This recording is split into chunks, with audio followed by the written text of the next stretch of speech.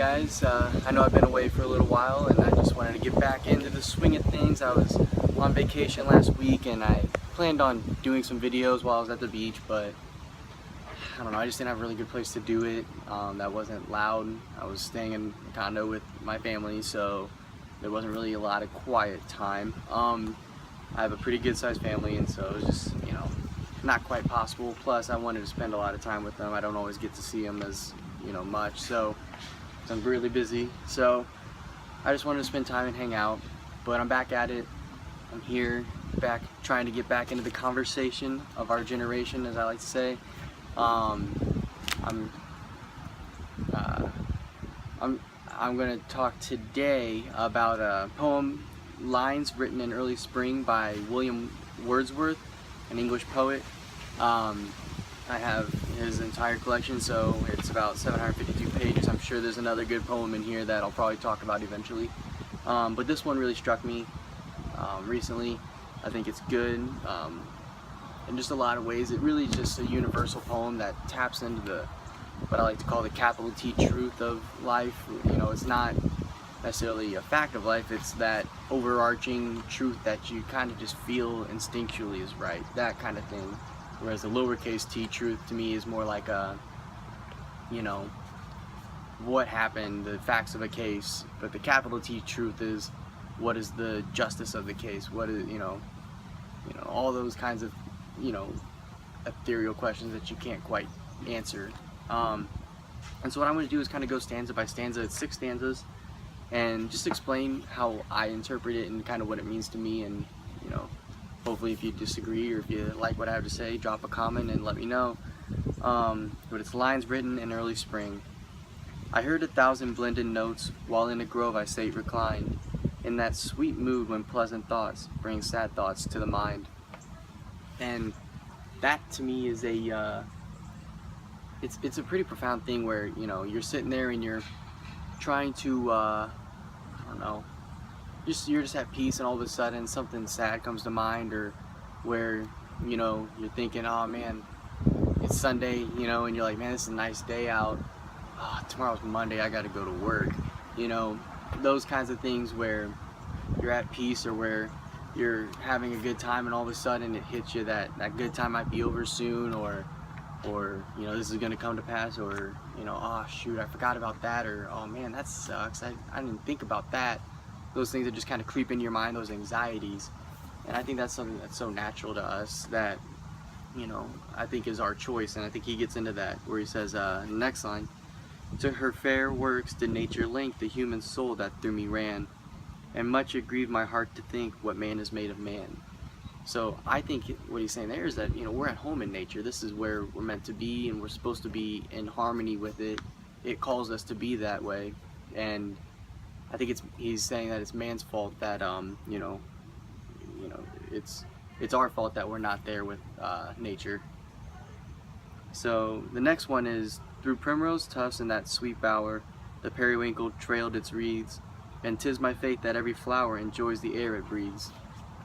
And I think that's kind of in contrast to people, where we take our breath for granted, whereas the flowers kind of seem to shine bright and be perked up, especially in spring where they're budding and they're looking great. And it seems as though they enjoy it because of how beautiful and vibrant they are, whereas we seem to, in my opinion, kind of stumble through our day and complain about things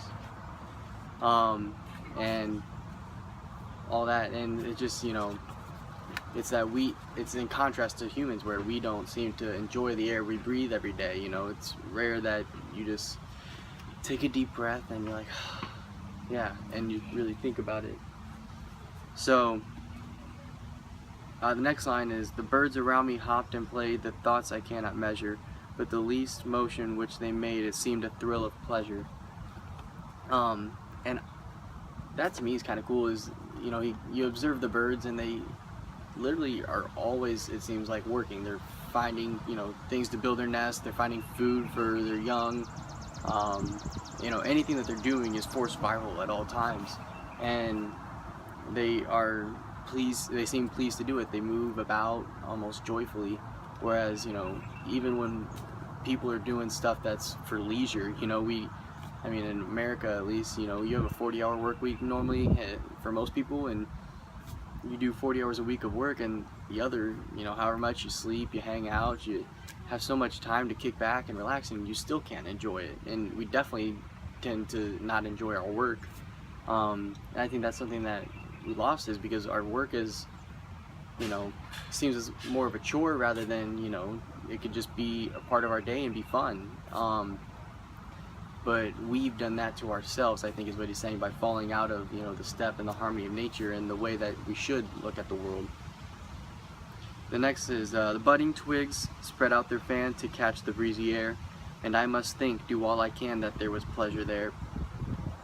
And to me, this touches it, where we have to, as people, a lot of times work to be happy almost. You know, he says that I have to I must think, do all I can, that there was pleasure there. He had to really soak everything in around him and appreciate it all, and like put his mind to you know, appreciating it in order to take pleasure in sitting in the middle of nature with everything dancing around and having fun.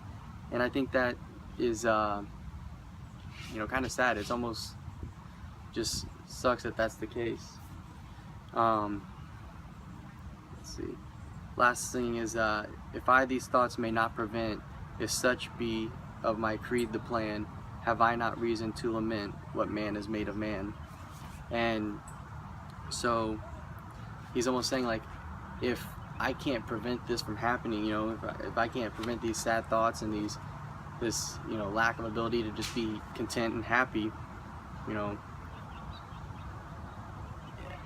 shouldn't I be, you know, I have no reason to, you know, not be sad about what we've done, because it's man's fault for falling out of the, you know, the harmony of nature and, you know, the ability to just enjoy things. And so that to me is pretty profound. I mean, it's 24 lines of poetry, and I think you get a lot out of it, and it's just all from a guy sitting there and realizing that it's not right that I'm having sad thoughts sitting in the middle of nature watching the birds, you know, dance around and stuff. And I think that's something that is a really good perspective that we can take into our daily lives. And just, you know, when, you know, for me today, I was having a bad day with, I had my car in the shop for a week, and I got it back today, and one of the things that I asked to have fixed wasn't fixed. There's two service centers. There's a service center and the body shop. Both need to work on my car, and they didn't communicate.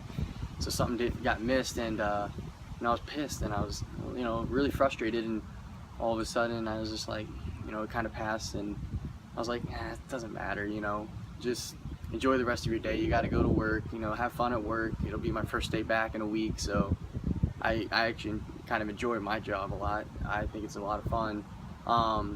And so, but I think, you know, this is actually one of those things, the thing that made me talk about it was my first day of my vacation. It was Monday, and I was sitting there, I was getting, you know, my trunks on to go to the pool, and I just like, man, it's Monday, or Sunday, actually, it was Sunday morning, first day of, like, full day of vacation, and I was like, man, I only got a few more days of this before, you know, I have to go back to the real world. And all of a sudden Friday was there, and I'm like, yep, see? And so, but I think that call out to me, that mental awareness of, you know, that this is going to pass, kind of made me enjoy those next few days. You know, you kind of have those times where you sit back and you do just sit and appreciate the ocean, because you know that you're not going to get to see it. And, you know, for me in Indiana, very often.